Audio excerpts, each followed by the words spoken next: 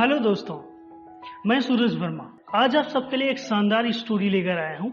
इस स्टोरी में मैं आप सबको समझाने वाला हूँ कभी कभी ज़िंदगी में हम अपने हुनर और अपनी काबिलियत के हिसाब से काम नहीं पाते। हमें जिस दुनिया में होना चाहिए, जिस इंडस्ट्री में होना चाहिए, हम उसके विपरीत इंडस्ट्री में होते हैं।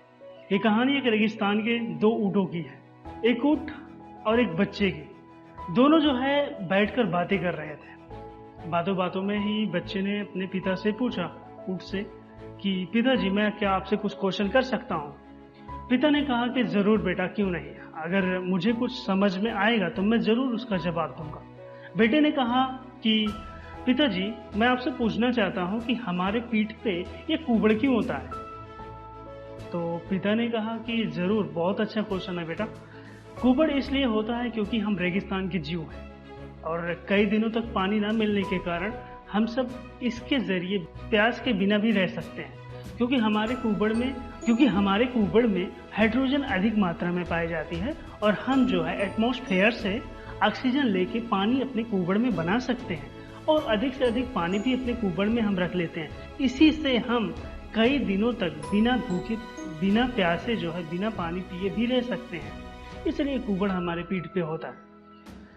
तो उसने पूछा दूसरा क्वेश्चन, कहा पिताजी अगर ये पीठ में कुबड़ होते हैं तो हमारी टांगें इतनी बड़ी और हमारे जो पाँव हैं गोलदार गद्दे क्यों होते हैं। तो पिता ने कहा कि बेटा, जैसा मैंने आपको बताया कि हम सब जो है रेगिस्तान के जीव हैं और रेगिस्तान के होने की वजह से ही हमारे पैर लंबे होते हैं, क्योंकि हमें जो है बालू पे चढ़ने में बहुत आसानी हो जाती है और हमारे पाँव गद्देदार होने की वजह से हमारे पाँव रेगिस्तान में बालू में दबते नहीं हैं और जिसकी वजह से हम आसानी से रेगिस्तान पे हम चल सकते हैं। उसने कहा कि बेटे ने कहा कि अच्छा, पीठ पे कुबड़ और बड़े टांगे और गद्देदार पाँव होने की वजह तो मुझे समझ में आ गई, लेकिन मुझे ये नहीं समझ में आया कि हमारी आँखें इतने घने क्यों होती हैं, इसमें आगे इतना बाल क्यों होते हैं। तो पिता ने कहा कि जैसा बेटा मैंने अभी तक आपको बता चुका हूँ कि हम रेगिस्तान के जीव होते हैं और हमारी आँखें इतने ज़्यादा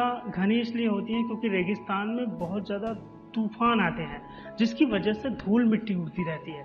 धूल मिट्टी जब तक उड़ेगी फिर उसके बाद हमारी आँखों में आके पड़ जाती है और जिससे हमें देखने में प्रॉब्लम होती है। पर ऊपर वाले ने हमारी आँखों को घने बनाया है। ये हमारी आँखों की रक्षा कवच है। ये हमारी आंखों को धूल मिट्टी से बचा लेती हैं, जिसकी वजह से हम रेगिस्तान के धूल में आसानी से चल लेते हैं। तो बेटे ने कहा कि पिताजी मुझे तीनों बातें समझ में आ गई, पीठ पे कुबड़, लंबी टांगें और घनी आंखें, ये समझ में आ गई, लेकिन मुझे ये समझ में नहीं आ रही है अगर हम सब रेगिस्तान के जीव हैं तो हम इस चिड़ियाघर में क्या कर रहे हैं। तो दोस्तों, कभी कभी हमारी ज़िंदगी में यही होता है, हम इतना ज़्यादा एजुकेशन लेते हैं, 20 सालों की अपनी ज़िंदगी, अपनी मेहनत को हम एक प्रोफेशन में लगाते हैं, लेकिन हम उसके अकॉर्डिंग काम ही नहीं करते। हमें किसी और प्रोफेशन में झोंक दिया जाता है और ज़बरदस्ती ही काम करना पड़ता है। इसीलिए हम सब बेरोजगार रहते हैं, क्योंकि हमें अपने प्रोफेशन का काम नहीं मिलता और हम अदर काम करना नहीं जानते। अगर हम डॉक्टरी कर चुके हैं तो हमें इंजीनियरिंग का काम नहीं आता। यानी अगर हम पढ़े लिखे इंसान हैं, डॉक्टर या इंजीनियर हैं, तो दुनिया में एक ही काम कर सकते हैं। अगर हम नहीं पढ़े लिखे, नहीं एजुकेट हैं, तो हम दुनिया में कुछ भी कर सकते हैं। ये तो हमारे लिए बेनिफिट होता है, लेकिन हम सब पढ़े लिखे होने की वजह से हम दुनिया में एक ही काम कर पाते हैं। दोस्तों, जो भी जिंदगी में मिले, जो भी अच्छा लगे करते रहो, क्योंकि हर काम में सक्सेस मिलना आसान है, लेकिन उसके लिए हमें शिद्दत और समर्पित होना पड़ेगा, शिद्दत से काम करना पड़ेगा। दोस्तों, आज के वीडियो में बस इतना ही। मिलते हैं नेक्स्ट वीडियो में। अब जीत हमारी होगी।